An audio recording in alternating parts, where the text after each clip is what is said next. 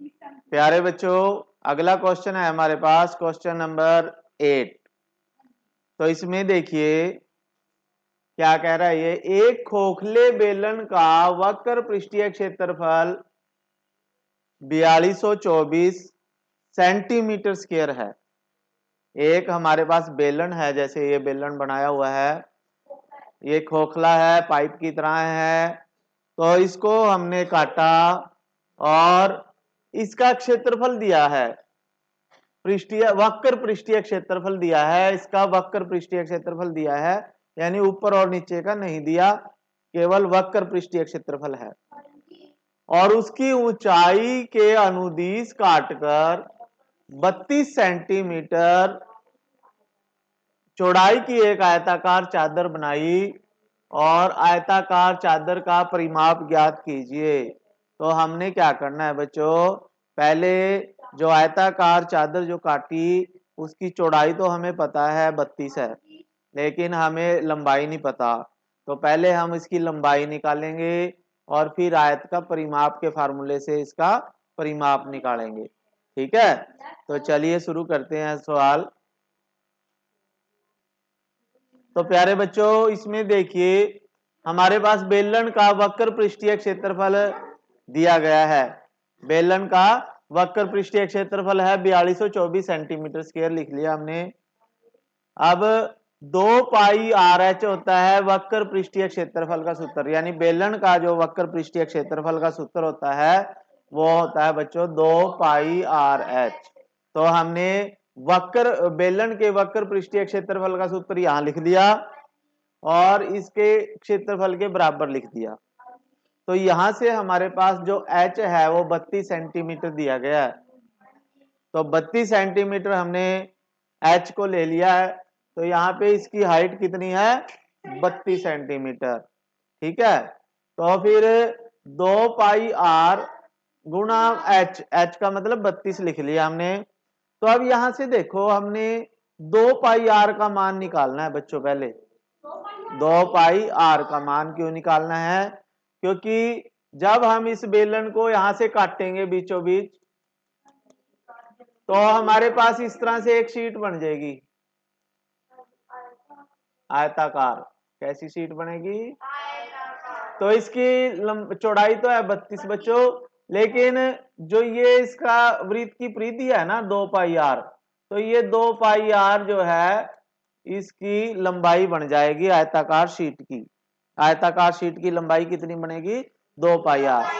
तो हमें इस आयताकार शीट की लंबाई निकालनी है, इसलिए हम 2 पाई आर को इकट्ठे ही रखेंगे। तो 2 पाई आर का मान निकालेंगे तो 32 इधर जाएगा, तो 4224 को जब 32 से भाग देंगे, डिवाइड करेंगे, तो 132 सेंटीमीटर आ जाएगा। ठीक है, फिर उसके बाद हमारे पास देखो ये तो आ गई लंबाई। क्या आ गई बच्चों, ठीक है, और 2 पाई आर। अब आयताकार चादर की चौड़ाई हमारे पास 32 सेंटीमीटर दी हुई है। आयताकार चादर की लंबाई हमने अभी निकाली 2 पाई आर, ये 132 सेंटीमीटर। तो हमारे पास आयताकार चादर का परिमाप का सूत्र लगाएंगे। आयत के परिमाप का सूत्र 2 गुना लंबाई जमा 2 गुना चौड़ाई। तो ये आ जाएगा 2 गुना लंबाई 132 निकाली, चौड़ाई 32 है, तो इसको सोल्व करेंगे तो हमारे पास 328 सेंटीमीटर आ जाएगा आंसर। ठीक है, ठीक है। तो पीछे गणित में वैसे इसका आंसर दिया गया है 322। ठीक है, 322 तब आएगा बच्चों अगर हम इसकी ऊंचाई जो है चौड़ाई 33 सेंटीमीटर लेंगे तो आपका 322 आएगा, लेकिन इसके अनुसार हमारा आंसर सही है 328। ठीक है, तो नेक्स्ट क्वेश्चन पे चलते हैं। अब क्वेश्चन नंबर 9 आ गया बच्चों। क्वेश्चन नंबर 9 हमारे पास। 9वें क्वेश्चन में देखिए क्या कह रहा है, ये समझ लेते हैं पहले प्रश्न। तो ये कह रहा है किसी सड़क को समतल करने के लिए एक सड़क रोलर को सड़क के ऊपर एक बार घूमने के लिए 350 चक्कर लगाने पड़ते हैं, 750 चक्कर लगाने पड़ते हैं। यानी सड़क को समतल करने के लिए एक सड़क रोलर है, ठीक है। तो ये पूरी सड़क को समतल करने के लिए 750 चक्कर इसके पहिए को लगाने पड़ते हैं। इसके पहिया जब चलता है ना, जैसे तो यहाँ से यहाँ तक ये जब घूमेगा तो यहाँ से यहाँ तक आएगा तो एक चक्कर माना जाएगा। तो इसको सड़क समतल करने के लिए 750 चक्कर काटने पड़ते हैं। तो यदि सड़क रोलर का व्यास 84 सेंटीमीटर और लंबाई 1 मीटर है तो सड़क का क्षेत्रफल ज्ञात करें। यानी ये सड़क रोलर जो है देखो बेलनाकार आकृति का है, तो इसका व्यास का मतलब है बच्चों ये यहां से यहां तक, पूरा यहां से यहां तक, यानी त्रिज्या का दुगना। ये टोटल यहाँ 84 है और ये यहां से इतनी ये चौड़ाई जो है इसकी, ये इसकी 1 मीटर है, ठीक है। और ये सेंटीमीटर में है, देखो ये मीटर में, तो मीटर को हम 100 मान लेते हैं। 1 मीटर में 100 सेंटीमीटर होते हैं ना, तो ये 100 सेंटीमीटर ही ले लेते हैं हम, 100 सेंटीमीटर, ठीक है। तो ऊंचाई h मानी जाएगी है, ऊंचाई 100 सेंटीमीटर है। तो चलिए क्वेश्चन करते हैं। तो बच्चों हमने इसमें क्या किया, इसमें देखिए हमने सबसे पहले सड़क रोलर का व्यास जो दिया गया है 84 सेंटीमीटर है, तो व्यास होता है बच्चों 2 गुना आर, यानी 2 आर जो होता है व्यास होती है त्रिज्या का दुगना। तो हमने 2 आर लिख लिया 84 सेंटीमीटर। फिर ये कहता है कि इसकी लंबाई जो है 1 मीटर है, तो सड़क रोलर की लंबाई लिख ली h आ जाएगी। जो बेलन होता है ना तो उसका h उसकी लंबाई आ जाएगी, तो 1 मीटर, 1 मीटर को हमने सेंटीमीटर में बदल लिया, 100 सेंटीमीटर आ जाएगा, ठीक है। फिर उसके बाद क्या आएगा बच्चों, सड़क रोलर का पृष्ठीय क्षेत्रफल निकालना हमने। तो सड़क रोलर के पृष्ठीय क्षेत्रफल का सूत्र होता है 2 पाई आर एच। तो हमने इसको थोड़ा सा मॉडिफाई करके लिख लिया जिसके अनुसार, क्योंकि हमें 2 आर इकट्ठा करना है, एच इकट्ठा करना है, तो हमने क्या किया 2 आर को ये लिख लिया, ये एच लिख लिया और ये पाई लिख लिया। अब हम क्या करेंगे, 2 आर का मान हमने 84 लिखना है, एच हमने 100 लिख लिया और पाई का मान 22/7। तो इसको जब हम काटेंगे बच्चों तो ये 7 से कैंसिल हो जाएगा, 12 आ जाएगा। ये 12 सत्ते 84 होते हैं। कितने होते हैं, 12 सत्ते 84। तो 12 गुणा 22 करेंगे तो 264 आएगा और ये 100 से गुणा करके 26,400 सेंटीमीटर स्क्वायर। यानी ये क्या आया, जो ये सड़क रोलर था ना जो एक चक्कर में इतनी सड़क जो है ये कवर कर रहा है एक चक्कर में। तो हमने लिखना रोलर के एक चक्कर का क्षेत्रफल, यानी जब सड़क पे पहिया चलता है ना तो वो इतना क्षेत्र कवर करता है एक चक्कर में। तो हमने एक चक्कर का क्षेत्रफल ये निकाल लिया। फिर 750 चक्कर लगाने हैं उसने, यानी पहिया जो है 750 बार घूमेगा तो वो आगे चलता जाएगा। तो जितनी सड़क पे वो चलेगा तो उसका क्षेत्रफल निकालने के लिए हमें 750 चक्कर का क्षेत्रफल निकालना है। तो हम 750 को इससे गुणा करेंगे एक चक्कर के क्षेत्रफल से, तो इससे गुणा करके हमारे पास ये आ गया सेंटीमीटर स्क्वायर। 198 और 5 बार 0 आ जाएंगी सेंटीमीटर स्क्वायर। अब ये सेंटीमीटर स्क्वायर में है बच्चों, हम इसको मीटर स्क्वायर में बदलना है, क्योंकि 1 मीटर में 100 सेंटीमीटर होते हैं और 1 मीटर स्क्वायर में एक, ठीक है, 1 मीटर स्क्वायर बराबर होता है 10,000 सेंटीमीटर स्क्वायर, ठीक है।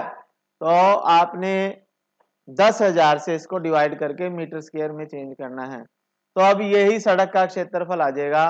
तो सड़क का क्षेत्रफल है, इसको 10,000 से भाग दे दिया हमने मीटर स्क्वायर में बदलने के लिए, तो ये 1980 मीटर स्क्वायर क्षेत्रफल आ गया सड़क का जो रोलर ने बनाई, ठीक है। तो हमारे पास एक और क्वेश्चन रह गया इसका, वो कर लेते हैं। चलिए आगे बच्चों क्वेश्चन नंबर 10। ये हमारे इस प्रश्नावली का लास्ट क्वेश्चन है, तो सभी बच्चे ध्यान से समझें। एक कंपनी अपने दूध पाउडर को ऐसे बेलनाकार बर्तन में पैक करती है, एक बेलनाकार बर्तन में पैक करती है, इस तरह के डिब्बे में दूध का पाउडर बेचती है कंपनी एक। तो इसका व्यास 14 सेंटीमीटर है। व्यास, व्यास का मतलब ये यहां से यहां तक 14 सेंटीमीटर है बच्चों पूरा, यानी ये 2 आर के बराबर है। किसके बराबर है बच्चों? और फिर इसकी ऊंचाई 20 सेंटीमीटर है। इस पूरा डब्बा जो है ये यहां से नीचे से ऊपर तक 20 सेंटीमीटर है। और कंपनी बर्तन के पृष्ठ के चारों ओर एक लेबल लगाती है।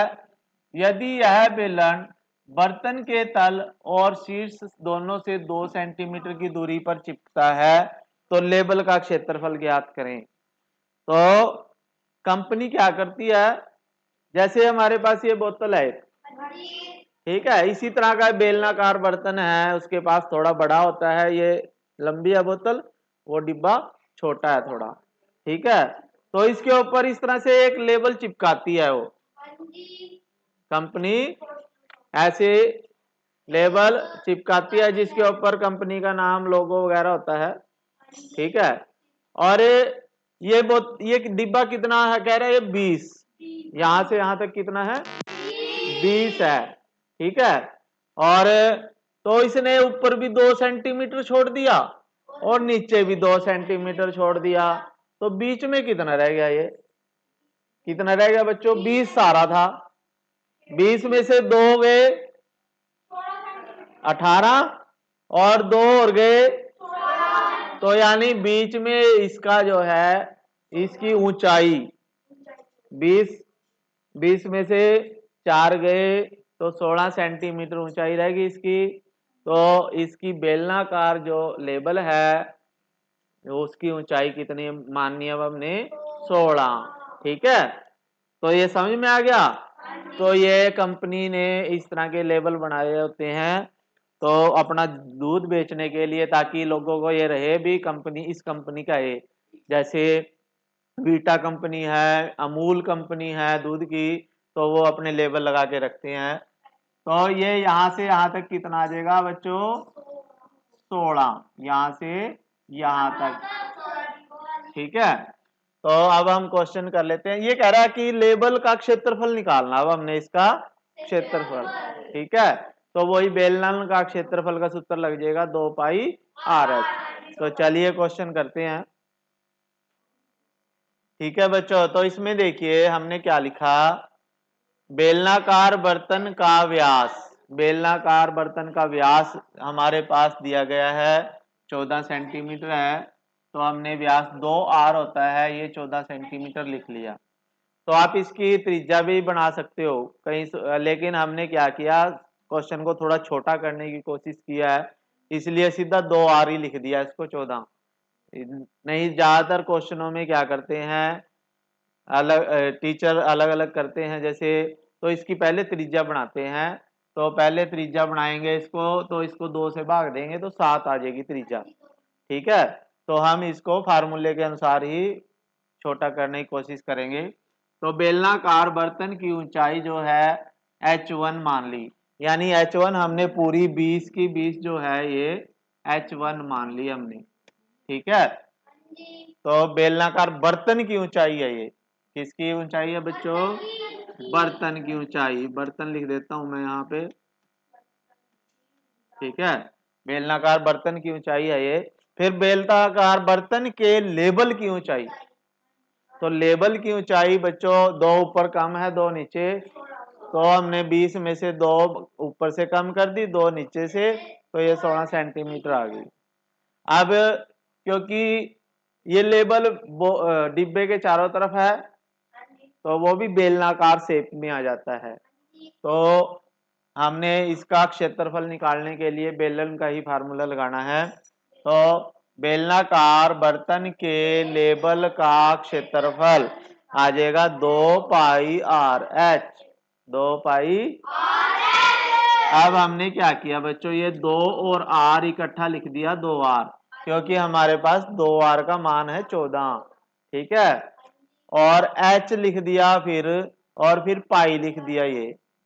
तो ठीक है, इसको थोड़ा सा हमने व्यवस्थित किया है अलग तरीके से, ताकि हमारा जो क्वेश्चन में चीजें दी गई है हम इसमें फिट कर सकें।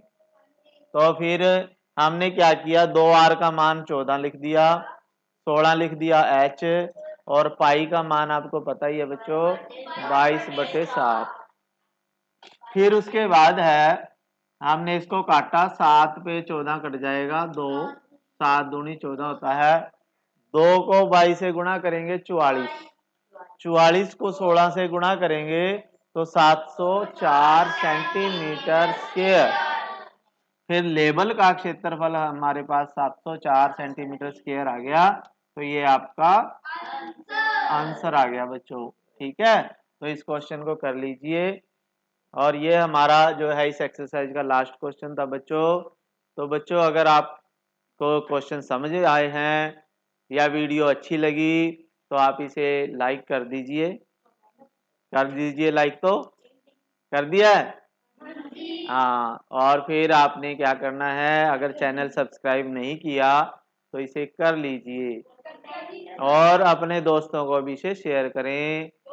ठीक है, फिर मिलेंगे नई वीडियो के साथ, तब तक के लिए थैंक यू, जय हिंद।